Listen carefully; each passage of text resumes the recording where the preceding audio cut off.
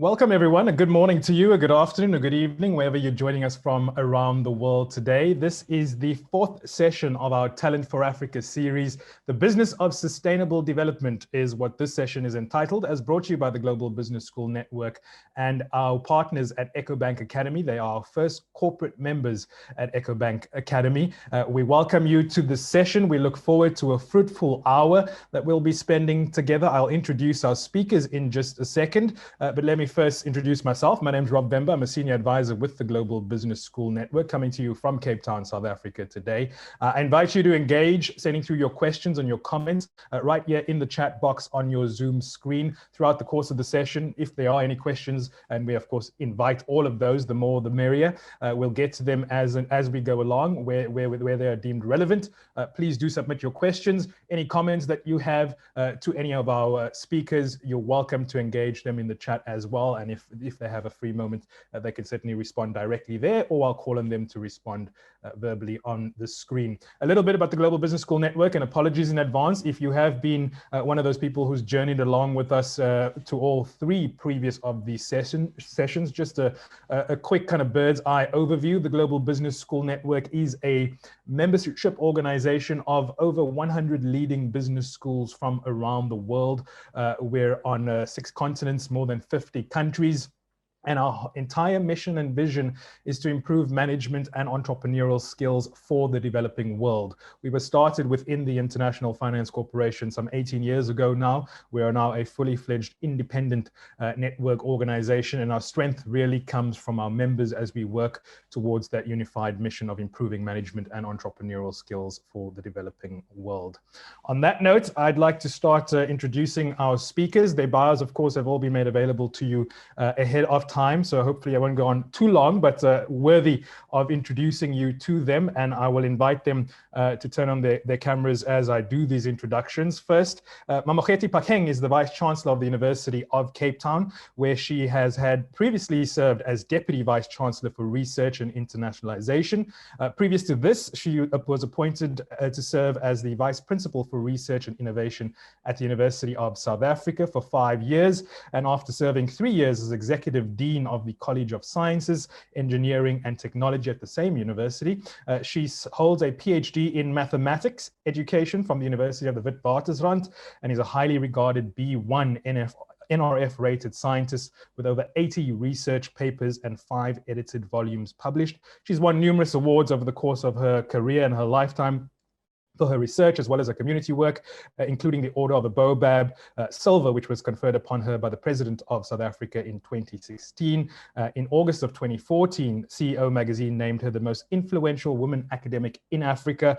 And in 2016, August, she was awarded the prestigious Businesswoman of the Year award in education category. Kgethi, as she is more popularly known, is a member of the Oprah Winfrey Leadership Academy for Girls and is the founder of the Adopt a Learner Foundation, a non-profit organization that she started in 2004 and provides financial and educational support to students from township and rural areas to acquire higher education qualifications. Prof, warm welcome to you. Thanks so much for making the time today. Carl Manlin is EcoBank Foundation's Chief Operating Officer. In this capacity, he works at the intersection of public, private, and civil society organizations. He's contributing to EcoBank Foundation's shift to its core capabilities in financial systems and learning through EcoBank Academy. Over the past few years, he has led the implementation of the Foundation's 5-year strategy focused on health, education, and financial inclusion across Africa, and specifically in countries where EcoBank has operations. Carl is an economist who, while at the UNDP and the Global Fund, worked with communities across Africa and contributed to systems development to improve public health financing. And in 2014, he worked on policy development and implementation of the economic transformation of the African continent as Mo Ibrahim Foundation Leadership Fellow at the Economic Commission for Africa. Subsequently, he managed the private sector fund created by Africa's private sector in collaboration with African Union, the Economic Commission for Africa, and the African Development Bank for Africa's response to the fight against Ebola in West Africa.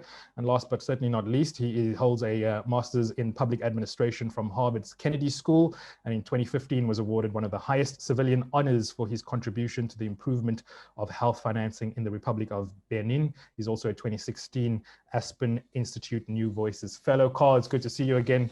A warm welcome to you.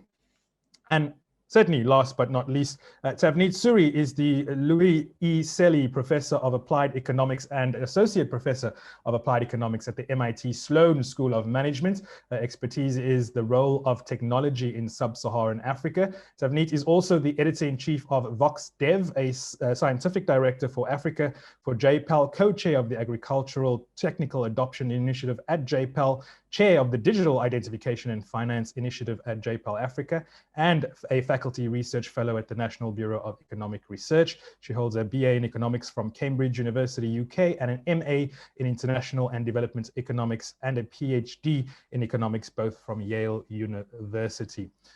Longer than I intended, but certainly well worth it. A warm welcome to all of you. I can't thank you enough for availing yourselves. And I should, declare my interest at the start, and Tavneet was made aware of this when we had our brief little logistics session last week. She's outnumbered by UCT, University of Cape Town people. I'm a graduate of the University of Cape Town. Carl is a graduate of the University of Cape Town, and Prof, or VC, as I'm likely to call her throughout, with no disrespect to anyone else, just because she actually conferred my last degree, is, of course, the Vice Chancellor of the University of Cape Town. Rob, I do wear a tiny little bit of a UCT hat. Our JPAL Africa office is at UCT, and I'm the scientific director there. So maybe a 10% UCT hat? Maybe I can get away with that. We'll give it to you. And my personal feelings aside, of course, each one of you represent the Global Business School Network in various ways, UCT's GSB, MIT Sloan, and of course, EcoBank Academy, all members of the Global Business School Network. So you're all very, very welcome for what is going to be, once again, a broad-ranging conversation. And just because of the limits of time, it's going to be hard to get into the nitty-gritty of it all. But I'm wondering, Carl, if we can start with you to kind of level set in terms of the work of EcoBank Foundation, and certainly through the Academy. If we look at just the numbers and what's already been theorized, speculated, estimated as a result of COVID, and 60 million more people expected to be pushed into poverty around the world, a large chunk of that being said to be Africans. COVID certainly has done no one any favors, without saying the least, but how much has this taken us back or set us back and exposed perhaps gaps that we haven't seen before? Thank you, Rob, and very good to be here with everybody. I think it's a good starting point. What this pandemic has done is to make us realize that it is above our social conversation. And how do we ensure that through partnership? And my favorite SDG is SDG 17, which is actually looking at how do we bring different parts of a community to solve problems. So if we think about the issue around poverty, can we flip it and say, how do we enable prosperity on the continent? And what does it take to enable prosperity? That conversation around prosperity, I think, is a much more interesting one, because then we start to think about the different building blocks. One of them being health, one of them being education. And when you combine these two, then you say, okay, how do we make sure that people are actually healthier, better educated for the purpose that we want for this continent, which is one of them, the transformation. And what does transformation look like? It has different aspects. We know that agriculture is an important piece. So do we create jobs along the value chain of agriculture in Africa? And if we do so, there are ramifications in terms of the continent, in terms of what we can do. My final point on this, in terms of how do we change and enable prosperity, is to tapping into the African Continental Free Trade Area that have just been launched on the 1st of January. And by doing so, we are in the process of thinking about how does somebody that produces cotton in Lesotho can sell it to somebody in Cape Verde. And the process in between requires infrastructure, technology for us to be able to do so. So yes, there are more people that are suffering, but it is an opportunity for us to reframe the debate and think about enabling prosperity. And we'll, of course, be touching on these various subjects using the various backgrounds and expertise of our speakers. That goes without saying. I've just seen a comment come through in the chat, and I should have said at the outset, and I'll say it now. We will be recording the session, so a video recording will be made available after the fact as well. So if we stick, Carl, with that health component, how does that tie into your work at the EcoBank Foundation? I say tie in, it's really a central component of what it is that you do. Well, we have Make the Connection, which is a campaign that we launched to educate people around chronic malnutrition. It touches on health, education, and financial inclusion. And I think the education piece is the most important. Most people are not aware of what chronic malnutrition is. Chronic malnutrition affects children by the age of 2. And if we don't have the neural connections by then, it means that the investment and the demographic dividend that we're expecting will not materialize. The second element is around health. How do we ensure that the mother is as well protected as the child that will be born? So you have those two elements. And the third one is around financial inclusion. How do you get individuals around the continent? Last estimate talks about 170 million Africans that have disposable income, to think that they can actually pool their resources to solve some of the continent challenges.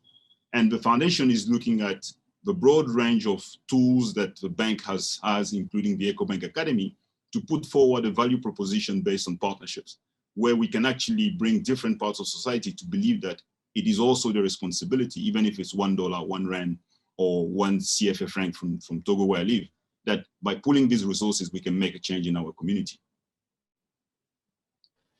And Prof, looking at from the health perspective, looking at the institution of the University of Cape Town that you lead, as well as your own foundation and those SDGs of quality education and certainly equity in education, and bringing more women to the fore, and bringing more women and children and girls specifically through the education system.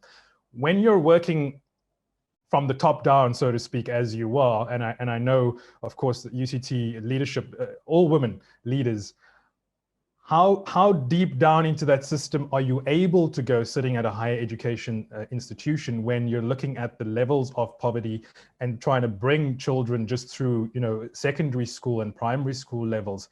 How much more challenging does that make your job, and how are you able to address that? You're on mute, Prof. Thank you.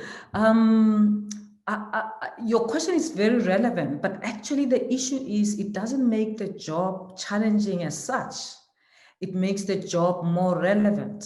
It's how you make the job more relevant and important, and actually forces us. I mean, the challenges that we're facing, whether we're going to achieve the SDG 2030 agenda or deal with poverty and inequality, for me, forces us to ask the question, what's our role here? Why are we here? How are we making a difference?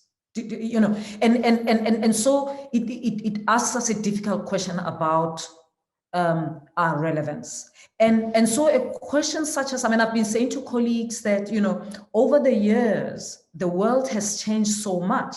Of course, COVID has put more pressure on the world and has forced us to live differently. But the world has been changing over the years since the Industrial Revolution, and in a way, we as human species have become a revolutionary force. We've become the planet-changing species, and we are changing the destiny of the planet. And so, we as higher education, or anyone involved in education, needs to ask, given all the changes that have happened in the world, shouldn't we be teaching in new ways? Shouldn't we be teaching differently? So we should think about, what is it that we teach, how we teach, what is it that we research, how we research, whether it's about the content or the partnerships or even the involvement of women. And even as we ask those questions, if I start with the issue of gender, I can say, well, if actually excluding women worked, then maybe we wouldn't be here. So maybe we should be saying, well, we're here.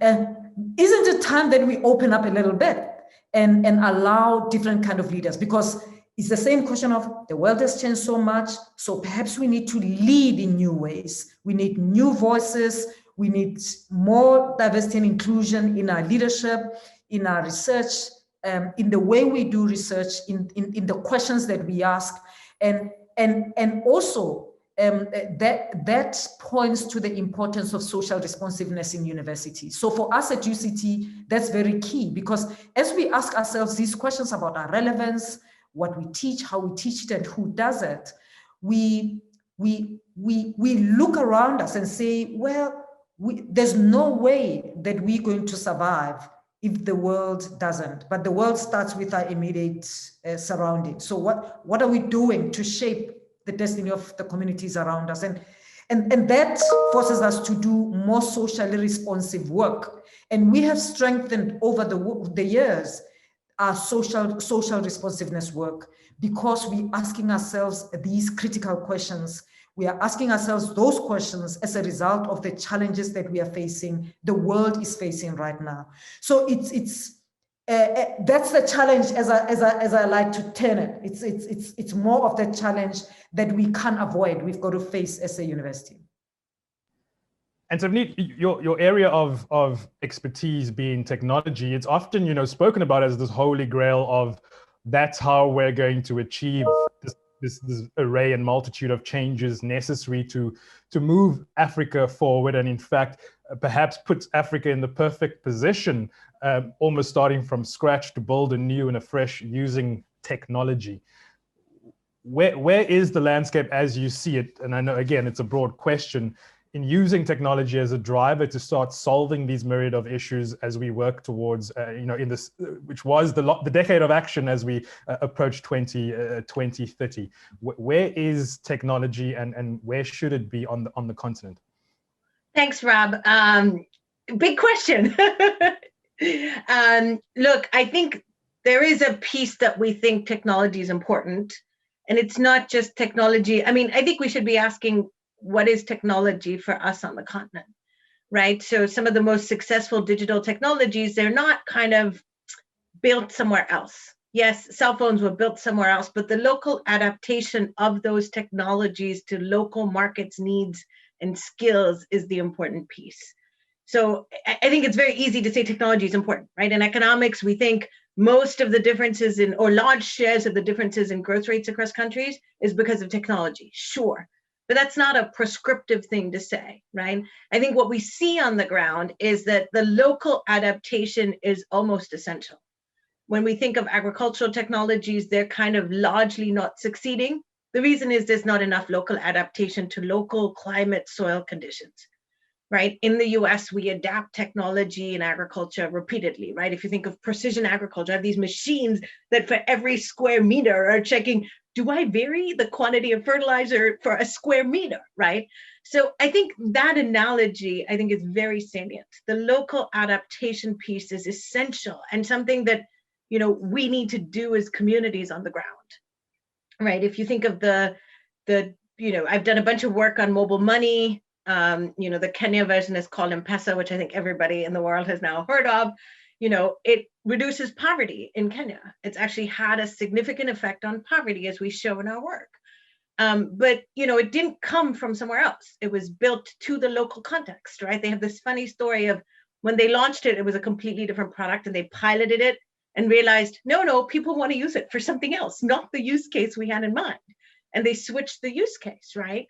And so I think that piece is not just, do we need technology, but any technology that we get from somewhere, cell phones, whatever it is, that it has to be accompanied by this piece of local adaptation to the context and the environment. And that piece is in our hands and needs to be in our hands, right, on the continent. I say our because I'm actually Kenyan, so just as a warning.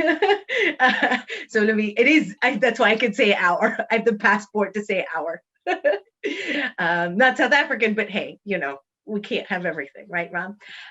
So I think that's the more interesting question for me. We know technology is important. We know it explains big differences across growth rates. I think the piece that we need to work on more is kind of the local context and the local adaptation. And where we see that happen, we see successes, right? Mobile money has certainly been a success. There's been other successes. I think the other advantage that cell phones have brought to the continent, I just want to build off something Carl said earlier, which is, one piece of the pandemic is, I think we've started to realize as a government, we need to think about social protection. And South Africa has a bunch of this, but a lot of other countries don't. When something big happens, there needs to be a social protection piece, right? We need to build resilience, not just poverty and growth rate. We need to build a system that not only do people do better, but they're also resilient to bad events, right? Either through their own actions or through a social protection. And actually, I think a lot of successful social protection cases during COVID have been through technology.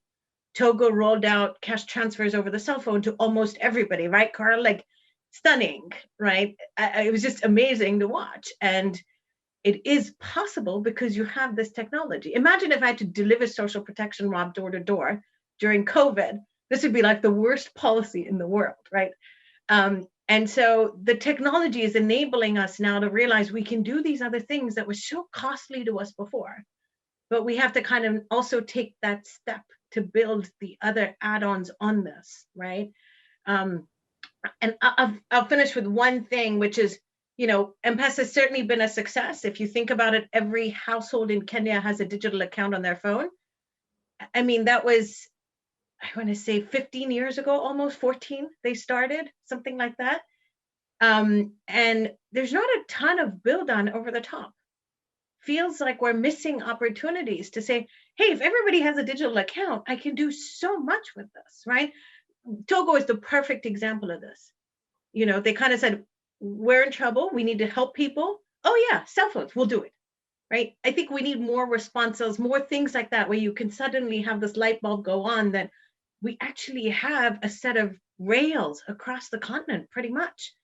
And we should be thinking more about how to adapt these to provide all sorts of things to people, right? And you can think of a million. I'll stop there and hand back to you, Rob. And so, Carl, because Togo has been invoked a number of times there. I had to. Where's the, and we welcome it, where's the, if there is the kind of stumbling block between African nations of then learning, improving, taking, copying, making it better? I don't think we're necessarily seeing enough of that, and not necessarily operating enough in whether regional blocks or in unison. Would you agree? I mean, why these examples that Tavneed has cited so successfully in Togo, why are we not seeing more of that proliferate? So I'll start by taking it back to my time when I was a UCD student. When I arrived there back in '99, there were 3 of us from Cote d'Ivoire, then we were 4. But there was something significant in studying at UCT and in South Africa at the time, because the country was thinking about how do we deal with majority and how do we provide socio-economic transformation for the majority. And that question stayed with me and really shaped the way I looked at things. Today, when we're thinking about the continent, the majority of Africans are in rural areas, but we continue to think about the minority in urban areas because they have affordability. And that's a fundamental issue on how we think about these issues. The example of Togo was to say, many people have a cell phone. They don't have a smartphone, but we can use a USSD model. So the USSD, basically a short code that you type on your phone. Like when you used to have a Nokia 3310 *147#, I think that was a Vodacom at the time in South Africa, to get a message. And using that technology to solve problems. You know, technology has to have a purpose. And in Togo, obviously, it was to solve a problem in that context. Why we're not hearing more of these stories is because we are challenged with our own narratives of what we think are measures of success. We are very quick to look at what's coming from outside and define it as success. But every day when I come to the office, there's a lady sitting in the corner selling breakfast for thousands of people, hundreds of people that walk around. Isn't she an entrepreneur? But she will never be labeled as an entrepreneur because she doesn't have what we call today entrepreneurship. But if you look at the definition of entrepreneurship, it's somebody who's trying to solve a problem in society. And that woman realized that there are people that are going to work at all times of the day. They don't have time to have breakfast at home. I'll provide the breakfast. And how do we make sure that this woman has access to digital financial services platform so that she can pay her suppliers? Because if we leverage the work that she does and the trust that she has built with her suppliers, she is better able to sell the idea of digital payments than any banker will be able to do. And that for me is where the transformation will come from. Not from these big, nice ideas where we think about so much about the future and not much about the present. So if we start to think about what is the Africa that we have today and what does it look like? It is young, but we have chronic malnutrition. It is also old because the aging population on the continent is also growing. But we're not speaking about the aging population. And that for me is because we got caught up in the immigration debate of thinking about young people leaving the continent. Yet the data shows that most Africans actually migrate within Africa. So the point is, we have to start now to know our narrative, understand where countries are in the development process, and really appreciate the transformation that is happening on the continent from a governance perspective, from a policy perspective. And finally, the challenge that we have is that the cost of capital on the continent is high because we are perceived as being risky. So if you can't afford the debt that you need to transform, then you have a problem because there are so many issues that you cannot face. Yet the rest of the world can print the money. And we have this dynamic where you see the transformation on their side, but we struggle to see this transformation here on the continent. And I think it's time that we start to look at those changes on the continent. Togo, Benin, and the other countries on the continent. And when we look at, Prof, Africa is so diverse, it's so cliche to say, but I mean, we're all very well aware of how very different regions and countries within this continent is. And you have, UCT sitting at the tip of the continent as the leading university on the continent. When we talk about equity in education and certainly bringing more women through the educational system, but also looking at equity in terms of what is being taught. What is being taught, not just about South Africa, but about the different perspectives coming from the rest of the continent. How do we best go about as a higher educational institution using UCT as a model to ensure that those various aspects are reflected, that those various stories, as Carl has just mentioned, are reflected as we work towards those, the Sustainable Development Goals and beyond? Thanks, Rob.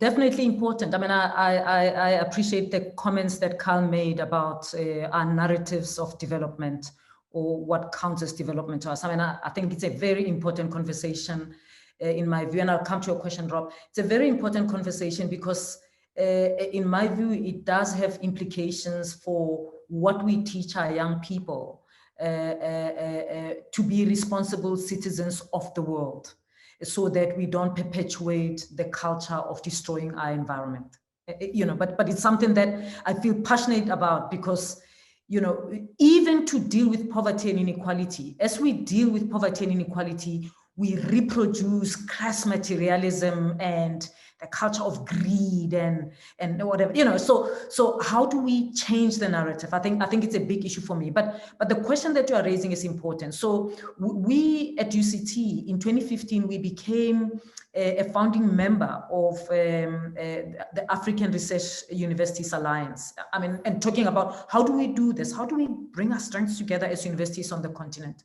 So we were a founding member of the African Research Universities Alliance, which is a network of 16 of Africa's leading universities. They're based in 9 different countries with a common vision to greatly expand and enhance the quality of research done in Africa by Africans. Our concern was the fact that we don't want to be a continent, we don't want to serve as data. And that we just collaborate with people from outside and we think with institutions from elsewhere in the world and we think that's advancement. We felt that there's value in having research done in Africa by Africans. That doesn't mean we don't collaborate with other people, but we wanted to bring our forces together. And I won't go into debate about how we work, the criteria that we use to say what are the continent's leading universities, but there are 16 and only 5 of them are from South Africa. And it was deliberate to make sure that we get voices from other parts of the continent, the North, East, West, and so on.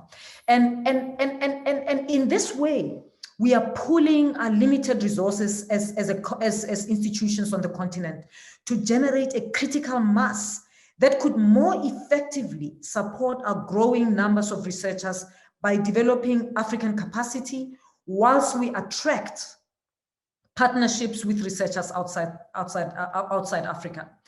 And we decided deliberately as the Alliance that the work that we do will make sure that the work that we do aligns with the Sustainable Development Goals. And also we also, secondly, that was the first. The second was that we also deliberately decided that we're going to focus on issues that we identify as the continent's wicked problems.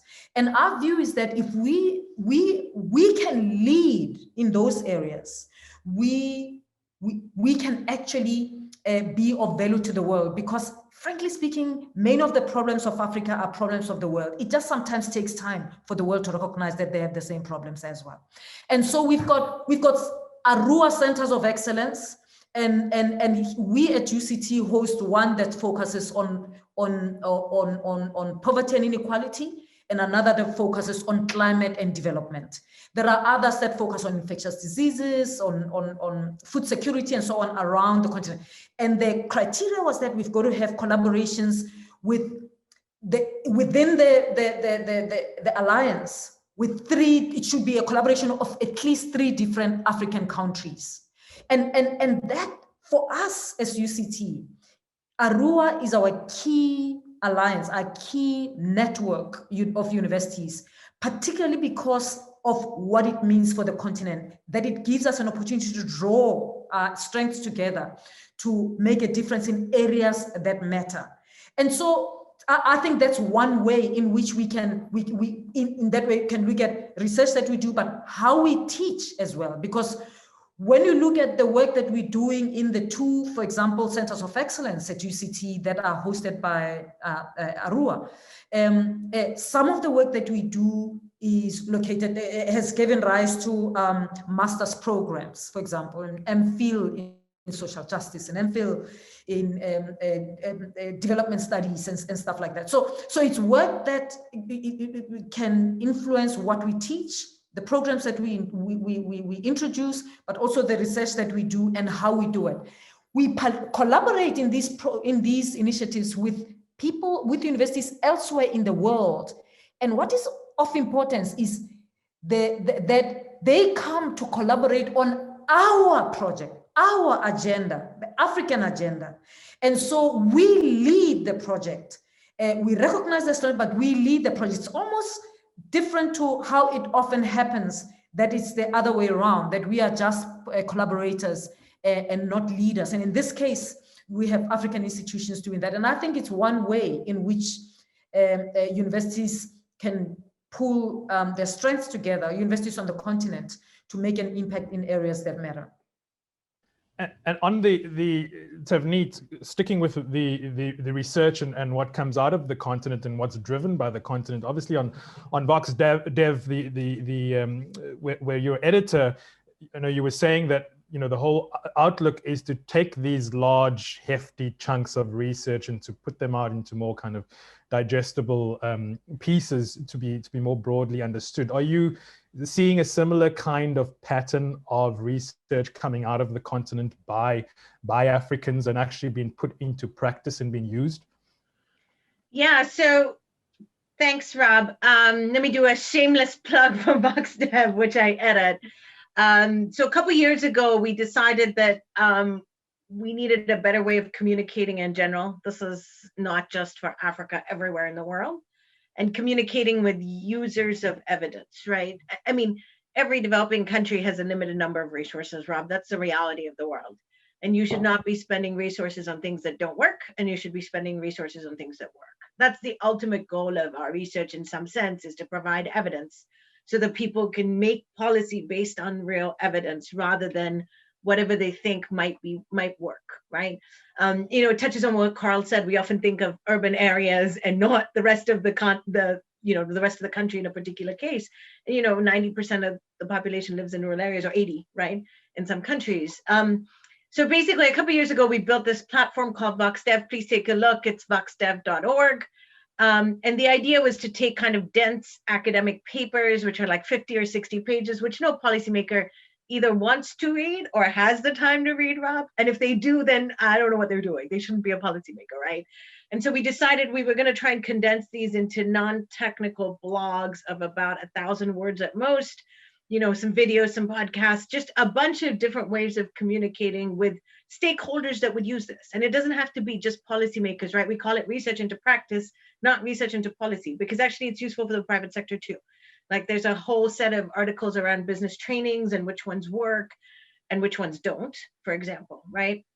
So I think that was the aim of the platform, is to try and bring research to the stakeholders that might be interested in using it.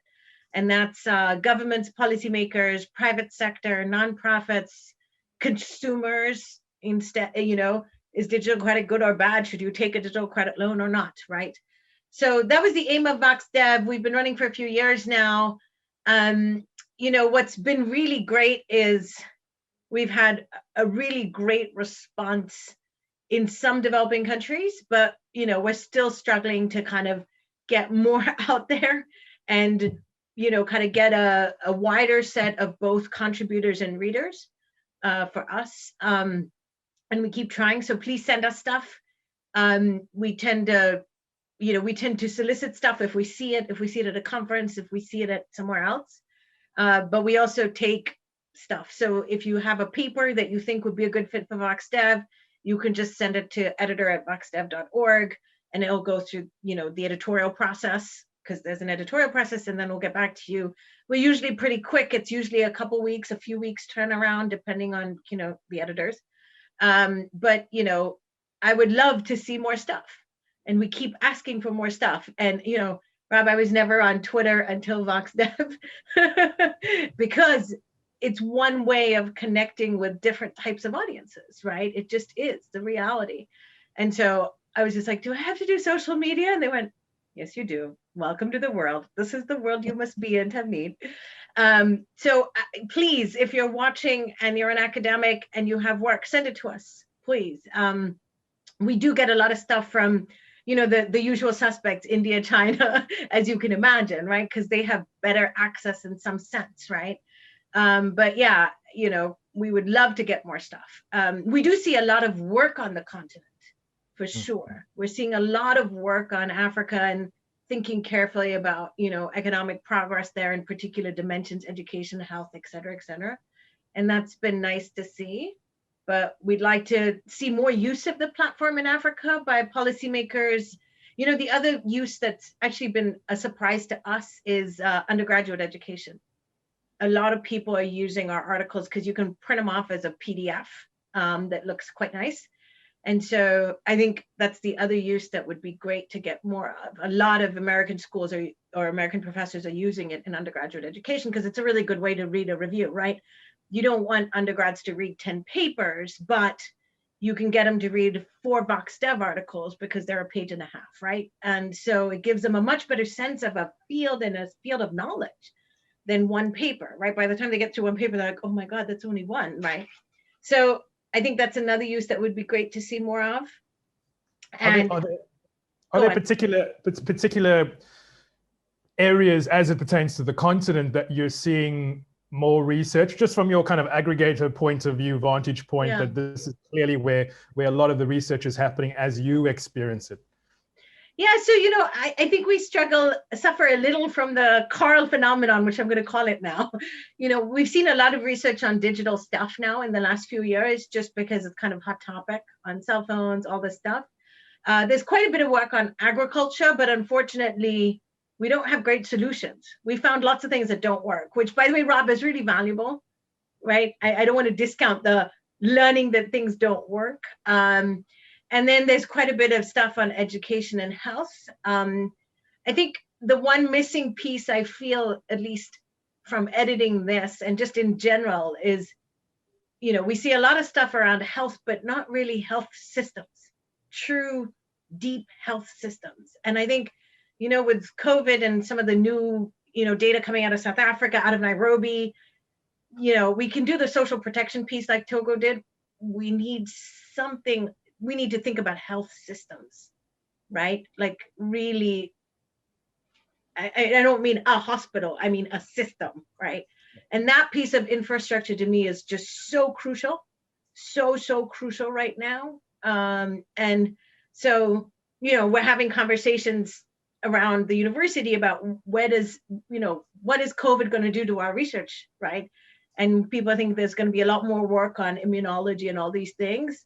If I had to pick something I'd like to see more work on in Africa, it's health systems, because I think that's what COVID has partly revealed, is that our health systems need a ton of investment infrastructure-wise and a ton of thinking about how to reach people, right? Population density is quite low in Africa relative to India or the US or something, right? And so I think we need to, think carefully about how we build these and how we deliver, vaccines to the entire population and testing to the entire population, because clearly that was not done, right? From any of the antibody testing done in South Africa or Nairobi, right? So that's a piece I wish we had more of. Of course, we didn't realize really we needed it until this happened, right? So it's not a criticism. It's just, I think this pandemic has revealed how we're missing a piece of true integrated system stuff, right? In some way, Yep. and understanding how to build those and connect those and deliver stuff through those. And that I want to stick with the SDG 3, health and well-being, of course, and go to Jean Hattigan. I hope I pronounced it correctly. Jean or Hattigan, who's the chairman of AfriMed Network in Massachusetts. Posed this question on the chat, and of course I encourage you to keep your questions coming through. Our foundation is working in Côte d'Ivoire to provide basic healthcare to rural villages by bringing mobile medicine to these communities from a location in Yamoussoukro. We are coordinating a number of underfunded local NGOs as a clearinghouse as well. How best can we help these NGOs to do better, to share their information across the continent? I don't know, Prof or Carl, both of you. I mean, I know in South Africa, we're struggling with this, this health system question, whether or not an NHI, a national health insurance, is the way for us to go, seeing examples do well around the world and seeing others fail. How do you see, from an educational point of view, Prof, maybe start with you, what is your overall view on a health system for any singular country? And then maybe to touch on the question that's come through as well, as how we better connect these NGOs to get their message out, who are ultimately doing the work that perhaps states should be doing. Yeah, I'll go to the issue of how do we share the message. Yes. I'll leave the health question to the specialists. Right.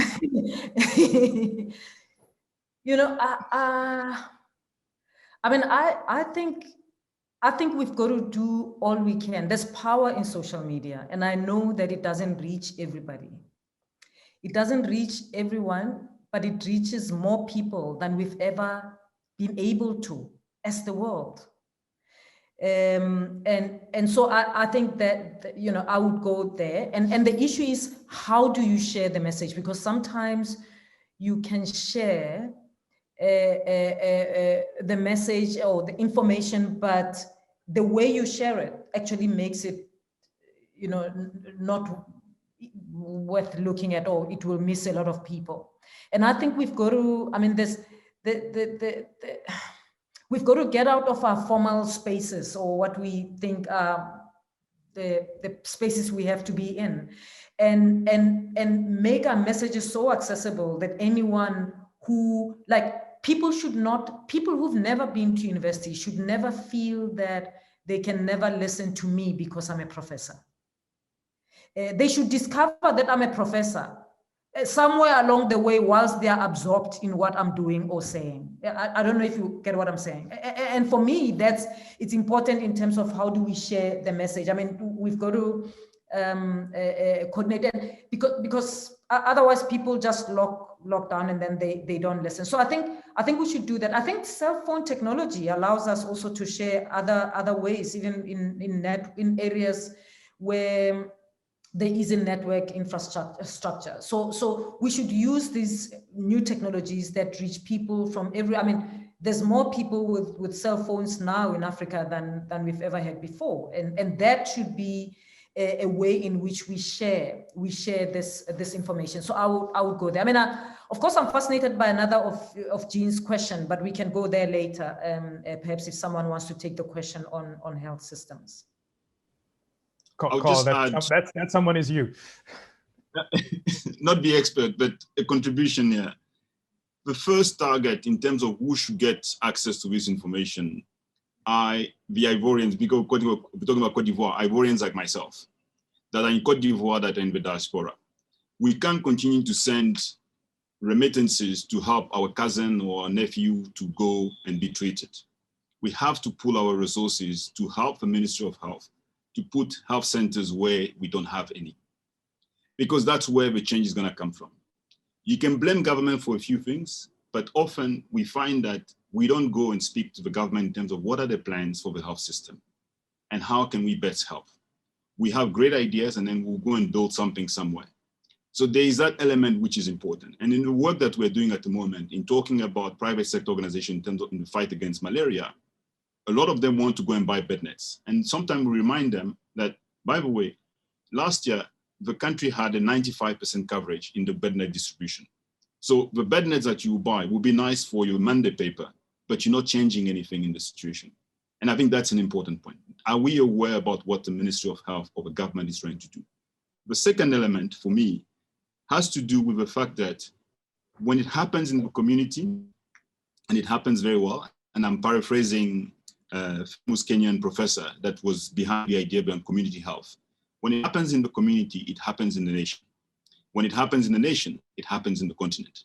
And that's where we need to start to think. How do we make sure that our brothers and sisters, our mothers and sisters in rural areas that are focusing on agriculture are healthy and educated for the education that they need to improve? Once we address these elements, then the conversation about the sophisticated healthcare and health system that we need is because we lack the prevention. So because people do not prevent for some of the diseases, we end up with complications.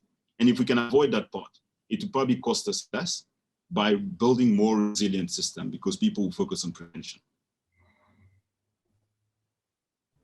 When we look at tying into the health piece, I mean, all these pieces ultimately tie in, and we look at climate action, another one of the other SDGs, and food insecurity. Tavneet, I was doing some reading this morning on Voxdev, and there's a latest piece on the top that talks about this conflict that's coming between farmers and herders, and how much that conflict is going to be increasing by 2040 as a result of lack of crops and just because of what's happening on the continent with the climate.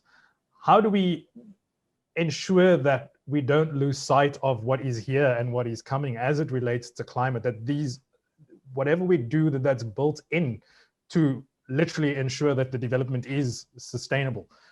How do we, I don't even know what the question is, Tavneet. Just, I feel like we're not ensuring enough when we build these systems that climate is top of mind. You're not sure, Rob? Look, climate is an existential threat for all of us. Yeah. Whether I'm sitting here in Cambridge, Mass, the predictions are gonna wipe out bits of city right down the street from me. I mean, this is an existential threat for all of us. I truly believe that. Whether it's here in the US or anywhere else, think of Bangladesh, think of Jakarta, pick a place, right? And I think it's getting late. It's getting really late, Rob. I think I don't have a good answer for you, unfortunately. I will say this, since this is DBSN, I think it's time for the private sector to start to think about how they get together and do something, take some action. Because governments are, elected every 4 or 5 years. They're focused on the short term. They're not, it's just like, I just want to get reelected. I have 2 terms, I'm out. That narrow window of decision-making, unfortunately, I think takes away from this kind of long-term threat, right? So I don't mean to sound depressing, but I do think this is the time for the private sector to step up, get together and say, we are the ones who need to lead this action because we have a long-term view of the world, or at least a longer-term view of the world than maybe government, right? So I would say that time is here. And we don't really see it. And by the way, I'm not talking just about the continent, anywhere, right? In a grand sense. And so I don't mean just like, oh, let me just do some recycling in my company. No, I mean serious action. So I think that's one piece that I think I really wish we could coalesce the private sector around, to sort of start to think about what are the actions that we can take to sort of mitigate some of this. I will say this just on a hopeful note. I think human beings are the most innovative, creative people we know, maybe the only ones, right? But we have this ability to innovate and create, right? The Vice Chancellor mentioned the Industrial Revolution. We have been through many periods in history and come out of it. And so I have hope that we'll innovate ourselves out of this in some way. And, you know, universities are working on these things all the time actively. But I do think there's a role for sort of private sector to step up and say, hey, you know what? Maybe it's time for us to try and think about how we join to sort of start to think about this thing that's coming our way. And Rob, it's not just, it has effects on health, right? There's lots of, you see effects on infant mortality, on health, long-term health, lung health, whatever you want, on conflict. I mean, pick an outcome, on yields, like just pick something, right? And I think we've amassed this amount of research showing that it's already having big effects, right? We see the variability in weather, and this has huge effects, right? You'll have a drought that destroys crops, floods that destroy crops. I mean, it is happening around us already. And I think, you know, governments should start to think about this, of course, but I also think there's a big role for everybody else to sort of try and coalesce around an agenda and around a set of actions that will start to protect us, hopefully. And sorry, I don't have a great like silver bullet answer to this, because if we did, we wouldn't be having this conversation. I'm fascinated by what Tavneet is saying. I mean, Tavneet is right. I mean, we are the most innovative species in the world, but we are innovating ourselves into destruction. That's the thing. I mean, and sometimes I think, would things have been better if we were not this innovative? I don't know. I mean, we are literally destroying the world and ourselves in a way, and so that's why I worry about what does this mean for education? How can we help today's youth? How can we prepare them? We can, how do we do that so that the current generation realizes that with the innovation, we've got to think about the future of our world. What does it, I mean, even the inequality and poverty problems that we have in the world, my view is that we created them. Rob, I think any projections coming down the road of what it would do to displacing people, for example, are mind-boggling, right? If you think about them, you suddenly go, I don't understand, what are we going to do, right? And I think that piece needs to be made more salient to folks, right? I think we do have a job as educators in some sense to make that piece salient, and both to students and I think to every leader, every single leader around, whether it's business, government, nonprofit, every single one. If you think about the amount of human displacement that will come our way, if we don't do anything, the world will not look like any version of what we think, even the pandemic version, right? Which has been pretty bad. Yeah. So at the risk of blaspheming with the Global Business School Network, and I'm going to ask the mathematician in the room, whether there isn't a question here of a need as far as higher education goes, more of a focus on humanities as a, using the concept of Ubuntu, I am because you are. Are we embedding, shouldn't we be embedding more of that in the teaching across board and just raising the consciousness of, as you say, what we've created, what we're destroying, and doing that in parallel with the innovation, but that being the basis with which we innovate? I would agree completely. So perhaps it's about showing how everything fits together. Not just teach, I mean, oftentimes they teach the humanities and that's whatever. I think that's important, but it's also indicating how it fits together with physics, how it fits. So how this whole thing fits together, it's important. Usually we teach in silos, and that's the weakness of our current education model, basic and higher education. And there are innovations in the world that are disrupting that model, that way of seeing education. I have to say, mainstream universities are generally change averse, so it's not so easy to change basic education policy, whatever. But disruptors, education disruptors who come with models. The one question that I ask always is that, I mean, some of the models are interesting, can be useful, can work. My only challenge is them not recognizing where they land. So you recognizing the inequality of the world and the narratives of development and advancement, that actually that perpetuates the kind of human educated person that we are producing. So even if you have something innovative, you've got to recognize where does it land and how do we break this cycle of growth? This is what advancement looks like. This is what it means that I have succeeded. This is what you buy, what you eat, whatever, how you behave. But that's not, you're not considering the sustainability of our world. So I agree completely, but I think you've got to do it differently. It's not a competition between mathematics and history. Systems, again, it's systems, right? I need to understand all the other bits and pieces that fit in. Rob, I agree. You need humanities, but you need it all in some grand sense, unfortunately. I will say we're starting to, I think the pandemic has forced us to start to think about how we teach and learn a little more. Like I'm taking a class in immunology. I've been at MIT for a decade and I've never taken a class. You know, it means a 15-minute walk across campus. I'm really busy. I won't do it. I'm now taking a class in immunology because I was like, I don't understand this stuff and it's happening around us, right? Yeah. I hope that, I'm not saying I want to teach that way all the time because it's really not great. But you know, for things like, you know, I want to learn, it's actually been really useful to have Zoom and I go watch a lecture and I don't have to, you know, trek across campus. So I do think we'll come out of this crisis having learned something, and hopefully, you know, we'll start to think about the next one.